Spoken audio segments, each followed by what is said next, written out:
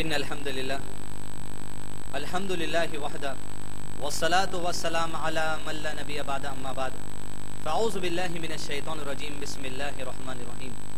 قل ان کنتم تحبون اللہ فاتبعونی یحببکم اللہ ویغفر لکم ذنوبکم واللہ غفور رحیم بسم اللہ الرحمن الرحیم رب اشرح لی صدری ویسر لی امری واحلل عقدۃ من لسانی یفقهوا قولی۔ قابل احترام بزرگوں، عزیز نوجوان ساتھیوں اور خواتین، آپ تمام کا اس خصوصی پروگرام میں تہہ دل سے استقبال ہے۔ السلام علیکم ورحمۃ اللہ وبرکاتہ۔ یعنی آپ تمام پر اللہ سبحانہ تعالیٰ کی سلامتی، اس کی رحمت اور برکت نازل ہو۔ جیسا کہ آپ تمام واقف ہیں کہ آج کے اس پروگرام میں جو خصوصی عنوان رکھا گیا ہے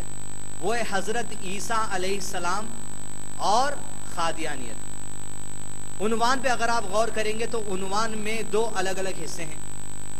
ایک ہے حضرت عیسیٰ علیہ السلام اور دوسرا ہے قادیانیت۔ سب سے پہلے تو ہم سرسری طور پر حضرت عیسیٰ علیہ السلام کے بارے میں قرآن حدیث میں بھی جان لیں گے، اس کے بعد سرسری طور پہ قادیانیت مذہب کیا چیز ہے اس پر بھی جان لیں گے۔ لیکن موضوع جو رکھا گیا ہے عیسیٰ علیہ السلام کے ساتھ جو جوڑا گیا ہے قادیانیت کو، دیکھنا یہ اہم بات ہے کہ آخر قادیانیت نے ایسا کیا رشتہ اپنا بنا لیا ہے حضرت عیسیٰ علیہ السلام سے۔ یہ بات بہت ہی اہم ہے اس موضوع کے اندر۔ سب سے پہلے دیکھیں حضرت عیسیٰ علیہ السلام کے بارے میں قرآن اور حدیث کیا حقائق ہمارے سامنے پیش کرتے ہیں، اور حضرت عیسیٰ علیہ السلام پر میرا اور آپ کا ایمان کیسا ہونا چاہیے۔ دیکھیں اللہ سبحانہ و تعالیٰ جو رب العالمین ہے، اس نے اس کائنات کو بنایا، انسانوں کو بنایا اور انسانوں کے جہاں میں بھیج دیا، اور انسانوں کی رہنمائی کے لیے کہ انسان کس طرح اپنی زندگی گزارے پیغمبروں کے ذریعے صحیح پر کتابیں بھیجتا رہا، اور پیغمبروں کا یہ سلسلہ آدم علیہ السلام سے شروع ہوا اور یہ نبی محمد صلی اللہ علیہ وسلم پر ختم ہوا، اور آپ صلی اللہ علیہ وسلم کی طرف اللہ سبحانہ و تعالیٰ نے قرآن مجید کو نازل کیا تاکہ اس قرآن مجید میں جو احکامات، جو ہدایتیں، جو نصیحتیں اللہ تعالیٰ نے نازل کی ہیں، اس احکامات کے مطابق میں اور آپ اور قیامت تک آنے والا ہر شخص اپنی زندگی گزار کر دنیا جس میں رہ رہے ہیں اور آخرت جس میں ان کو ہمیشہ ہمیشہ رہنا ہے، دونوں جہانوں میں کامیاب حاصل کر لیں۔ اور اللہ سبحانہ و تعالیٰ نے محمد رسول اللہ صلی اللہ علیہ وسلم کو قرآن مجید تو دے دی، لیکن جن لوگوں کے لیے قرآن مجید بھیجی گئی ہے، یعنی میرے اور آپ کے لیے اور قیامت تک آنے والے لوگوں کے لیے، ان تمام سے واضح طور پر اللہ نے خطاب فرما دیا کہ اب تم کو جو قرآن مجید پر عمل کرنا ہے وہ اپنی منطق سے، اپنے باپ دادا کے طور طریقے سے یا اپنے جو سو معاملات سے طے کرنا نہیں ہے۔ تم کو اس قرآن پہ جو عمل کرنا ہے وہ ہے محمد رسول اللہ صلی اللہ علیہ وسلم کے بتائے ہوئے عملی نمونے، اور جیسا آپ وسلم کے عملی نمونے کو دیکھ کر صحابہ نے قرآن پر عمل کیا، اب تمہارے لیے بھی یہی کسوٹی ہے، اب اس کے سوا کوئی دوسرا ساتھ تمہارے پاس نہیں قرآن پر عمل کرنے کے لیے۔ قرآن دے دی گئی اور عمل کرنا صرف ویسا ہی جیسا رسول اللہ صلی اللہ علیہ وسلم نے سمجھا اللہ کے منشے کے مطابق اور عمل کیا، اور آپ صلی اللہ علیہ وسلم کو دیکھ کر صحابہ نے سمجھا اللہ کے منشے کے مطابق اور رسول اللہ صلی اللہ علیہ وسلم کے منشے کے مطابق جو اللہ کا منشا تھا اور عمل کیا۔ اب یہ جو قرآن مجید اللہ سبحانہ و تعالیٰ نے اللہ کے نبی صلی اللہ علیہ وسلم کو عطا کی میرے اور آپ کے لیے، اس قرآن مجید میں جتنی آیتیں ہیں، اس میں جتنی ساری آیتیں، ان آیتوں کے بارے میں اللہ کے رسول صلی اللہ علیہ وسلم نے حدیث میں فرمایا کہ اس قرآن مجید میں اللہ سبحانہ و تعالیٰ نے 5 طرح سے آیتیں بیان کی ہیں، جس میں سب سے پہلی قسم کی آیتیں وہ ہیں جن آیتوں میں حلال چیزوں کا تذکرہ کیا گیا ہے۔ یہ تمہارے لیے حلال ہے، یہ تمہارے لیے حلال ہے، حلال باتیں اس قرآن مجید کی آیتوں میں بتائی گئی ہیں۔ فرما رسول اللہ صلی اللہ علیہ وسلم میں دوسری قسم کی آیتیں جو اس قرآن مجید میں ہے وہ ہیں جس آیتوں میں تمہارے سامنے حرام چیزوں کا تذکرہ کیا گیا ہے۔ خنزیر کا گوشت حرام ہے، اللہ کے سوا کسی اور کا نام پر ذبیحہ کیا ہوا جانور حرام ہے، یہ حرام ہے، یہ باتیں حرام بتا دی گئی۔ پھر فرما رسول اللہ صلی اللہ علیہ وسلم نے حلال کو حلال جانو، تمہارا اتنا ہی کام ہے، کھروچری کی اس میں ضرورت نہیں ہے۔ پھر فرما رسول اللہ صلی اللہ علیہ وسلم نے حرام کو حرام جانو، بس تمہارا اتنا ہی کام ہے۔ پھر فرما رسول اللہ صلی اللہ علیہ وسلم تیسری قسم کی آیتیں جو قرآن مجید میں ہیں وہ ایسی آیتیں جس میں اللہ سبحانہ وتعالیٰ مثالیں امت کے سامنے بیان کرتا ہے۔ فرعون کی مثال ہے، نوح علیہ السلام کی مثال ہے، باغ والوں کی مثال ہے، یہ کھیت کی مثال ہے، طرح طرح کے مثالیں جس سے اللہ عبرت پکڑنے کے لیے لوگوں کے سامنے آیتیں بیان کیا ہے۔ فرما اللہ کے نبی صلی اللہ علیہ وسلم نے مثالوں سے تم عبرت پکڑو۔ چوتھی قسم کی آیتیں جو قرآن مجید میں اللہ کے نبی نے فرمایا، یہ 2 بڑی، چوتھی اور 5ویں جو کیٹیگری ہے بڑی اہم ہے۔ चौथी कैटेगरी के बारे में अल्लाह ने फरमाया इस कुरान मजीद में मुहकमात आयतें हैं, ऐसी आयतें जिसमें अल्लाह सुब्हानहू व तआला हुक्म देता है अपने लोगों को, अपने बंदों को कि नमाज कायम करो, ज़कात अदा करो, वालिदैन के साथ सलूक क्या करो, ये काम करो, ये फर्ज किया गया है, मना किया गया है, अहकामात उन आयतों में बयान किए गए हैं। फरमाया रसूल ने तुम्हारा काम इतना है कि अहकामात पर खामोशी से अमल किया जाए। पांचवी किस्म की जो आयतें कुरान मजीद में बयान की गई हैं, जिसके बारे में अल्लाह ने फरमाया पांचवी किस्म की आयतें जो कुरान मजीद में अल्लाह ने लोगों के समझाने के बयान की हैं, वो मुतशाबिहात आयतें हैं। ऐसी आयतों के जिक्र अल्लाह सुब्हानहू व तआला ने कुरान मजीद में किया है जो मुतशाबिहात कहलाई जाती हैं, यानी ऐसी आयतें जिसमें गैब की चीजों का जिक्र हो, अल्लाह की जात का जिक्र हो, फरिश्तों का जिक्र हो, खबर के अजाब का जिक्र हो, जन्नत का जिक्र हो, जहन्नम का जिक्र हो, मलाइका का जिक्र हो, ऐसी चीजें जिसको इंसान ने देखी नहीं, वो आयतों में उन चीजों का जिक्र है। और मुतशाबिहात में ऐसी भी आयतें आती हैं जिसके कोई लफ्जी मायने इंसानों को पता नहीं है, ऐसी आयतों को मुतशाबिहात कहते हैं। अब फरमाया रसूलुल्लाह सल्लल्लाहु अलैहि वसल्लम ने जब कभी तुम्हारे सामने मुतशाबिहात आयतें आ जाए, तुम्हारा काम सिर्फ इतना है कि मुतशाबिहात पर सीधे ईमान लाओ। जितनी गैब की बातों का तस्करा करने वाले आयतें तुम्हारे सामने आएंगी, चाहे वो अल्लाह के बारे में हो, खबर के अजाब के बारे में हो, मेराज के सफर के बारे में हो, ईसा अलैहिस्सलाम के उठाए जाने के बारे में हो, जो जो बातें तुम्हारे सामने गैब की बातों का तस्करा करती हैं, ऐसी आयतों पर तुम्हारा काम इतना ही है कि ईमान लाओ। कैसे? जैसे ईमान था मोहम्मद रसूलुल्लाह सल्लल्लाहु अलैहि वसल्लम का, जैसे ईमान था सहाबा का। इतना ही हमारा काम है। जिस मोमिन की सिफात का तज़किरा करते हुए अल्लाह ताला सूरह बकरा की शुरू की आयतों में फरमाते हैं अल्लज़ीना युमिनूना बिल गैब, कि मुत्तकी तो वो हैं जिनका काम इतना ही होता है कि वो गैब पर सिर्फ ईमान लेकर आते हैं, जैसा उनके नबी ने उनको समझाया और जैसा सहाबा ने नबी सल्लल्लाहु अलैहि वसल्लम को देखकर ईमान लेकर आया था। मुत्तकियों का काम इतना है कि गैब पर ईमान लाओ। ये कुरान मजीद जो अता की है 5 किस्म की आयतें इसमें हैं, मुहक्कमात और मुतशाबिहात, ये बड़े अहम हैं। अब अल्लाह के रसूल सल्लल्लाहु अलैहि वसल्लम को जो आयतें अता की गई हैं, इन आयतों में अल्लाह सुब्हानहू व तआला ने आदम अलैहिस्सलाम से लेकर रसूल सल्लल्लाहु अलैहि वसल्लम तक जितने पैगंबरों को दुनिया में भेजा, उन पैगंबरों का भी तज़किरा है, प्लस साथ ही साथ ईसा अलैहिस्सलाम का भी इन आयतों में तज़किरा है। और जहां जहां ईसा अलैहिस्सलाम का तज़किरा अल्लाह सुब्हानहू व तआला ने मजीद में किया है,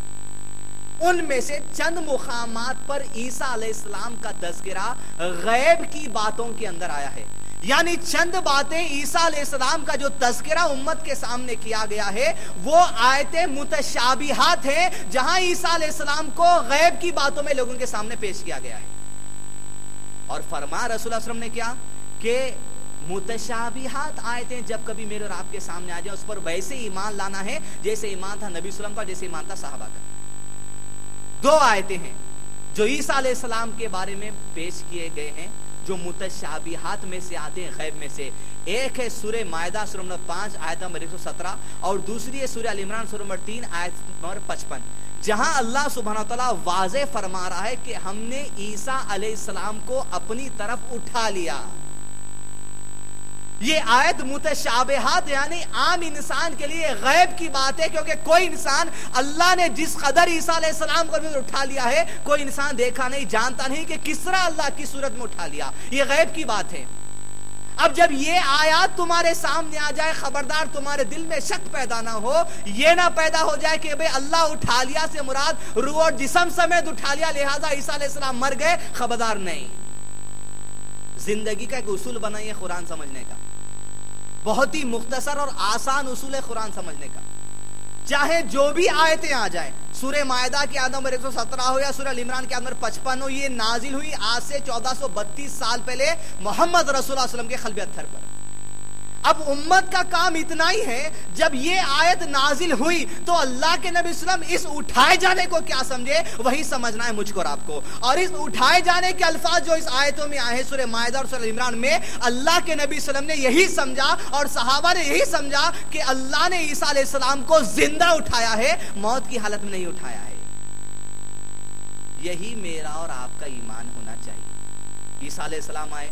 جو کچھ نبوت کا کام کرنا تھا کرے، اور دنیا سے جب گئے تو زندہ حالت میں اللہ نے ان کو اپنی طرف اٹھا لیا۔ یہ ایمان تھا محمد رسول اللہ صلی اللہ علیہ وسلم کا، یہ ایمان تھا صحابہ کا، اور یہی ایمان ہونا چاہیے مومنوں کا۔ اس لیے کہ رسول اللہ صلی اللہ علیہ وسلم نے فرمایا متشابہات پر سیدھے ایمان لے کر آؤ، اور اللہ بھی قرآن میں فرماتا ہے سورہ بقرہ میں الذین یؤمنون بالغیب، مومنوں کا کام اتنا ہے کہ جب کبھی غیب کی باتوں کا تذکرہ ان کے سامنے آتا ہے وہ سیدھے ان پر ایمان لاتے ہیں، ویسے جیسے ایمان تھا رسول اللہ صلی اللہ علیہ وسلم کا، جیسے ایمان تھا صحابہ رضوان اللہ اجمعین کا۔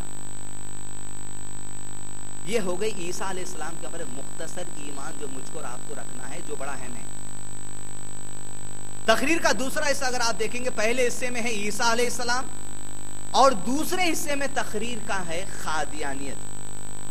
لیکن تقریر کے پہلے حصے میں اور دوسرے حصے میں قرآن مجید کی ایک آیت ہے جو ہمارے سامنے سارے باتوں کو وضاحت کر دیتی ہے، وہ ہے سورہ ال عمران سورہ نمبر 3 کی آیت نمبر 7، جہاں پر ہماری تقریر کے دو حصوں کے درمیان یہ آیت ہے جو ہر بات کو واضح کر دیتی ہے۔ فرماتے اللہ سبحانہ وتعالی اعوذ باللہ من الشیطان الرجیم بسم اللہ الرحمن الرحیم هو الذی انزل علیک الکتاب منہ آیت محکمات ہن ام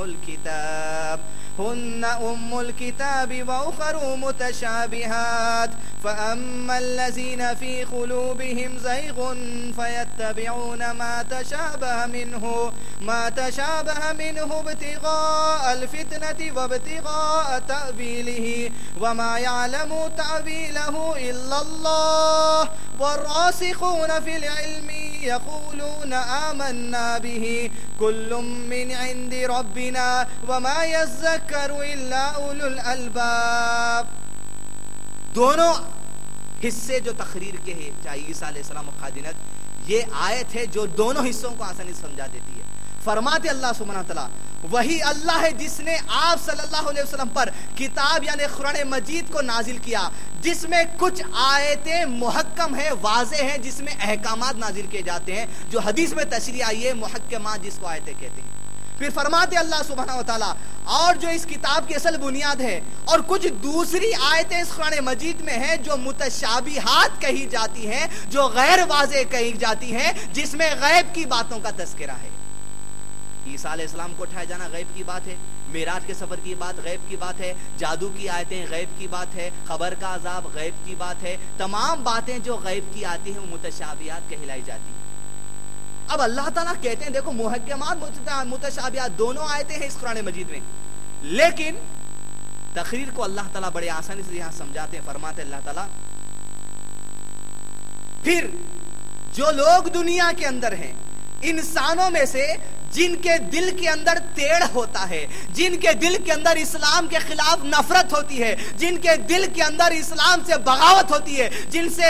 دل کے اندر اللہ سے نفرت ہوتی ہے، جن کے دل کے اندر اللہ کے نبی صلی اللہ علیہ وسلم سے نفرت ہوتی ہے، جن کے دل کے اندر امن اور شانتی کے پیغام سے نفرت ہوتی ہے، اللہ تعالیٰ فرماتے ہیں لیکن جن لوگوں کے دل میں ٹیڑھ ہوتی ہے وہ متشابہات آیتوں کے پیچھے پڑ جاتے ہیں تاکہ اپنے خیالوں سے دنیا کے لوگوں کے لیے فطروں کو برپا کر دے اور اپنے ذہن سے ان متشابہات آیتوں کے معنی لوگوں کے سامنے پیش کرے۔ متشابہات یہ آیتوں کے پیچھے وہ لوگ پڑھتے ہیں، وہ لوگ کھودنے نکلتے ہیں ان آیتوں کو جن کے دل میں ٹیڑھ ہوتی ہے، اسلام سے نفرت ہوتی ہے۔ عیسیٰ علیہ السلام کا اٹھائے جانا جو غیب کی باتیں متشابہات آئے تھے میرے اور آپ کے لیے، ایمان ویسے ہی لانا ہے جیسے لائے تھے اللہ کے نبی صلی اللہ علیہ وسلم، جیسے لائے تھے محمد رسول اللہ صلی اللہ علیہ وسلم۔ لیکن یہ عیسیٰ علیہ السلام کی جو آیت سورہ مائدہ سورہ 5 نمبر 17 اور سورہ ال عمران سورہ 3 آیت نمبر 55 میں بیان کی گئی ہے، ٹیڑھ تھا قادیانیت مذہب قائم کرنے والے مرزا غلام احمد کے سینے میں اسلام کے تعلق سے۔ جب اس کے دل میں ٹیڑھ تھا یہ دو آیتوں کے پیچھے پڑا، اور ان دو آیتوں میں جو حضرت عیسیٰ علیہ السلام کا ذکر ہے جو متشابہات والے ہیں، وہاں دنیا کے اندر فتنہ برپا کرنے کے لیے اپنی عقل سے ان آیتوں کو لوگوں کو سمجھانے لگا اور ایک نئے مذہب کی، باطل مذہب کی بنیاد رکھا جس کو قادیانیت کہلا جاتا ہے۔ مرزا غلام احمد۔ اب آئے تقریر کے دوسرے حصے میں قادیانیت۔ قادیانیت جو مذہب ہے آج دنیا کے اندر ہو یا حیدرآباد کے مختلف علاقوں میں ہو، ہم دیکھتے ہیں کہ قادیانیوں کے خلاف کئی جو پراپاگنڈا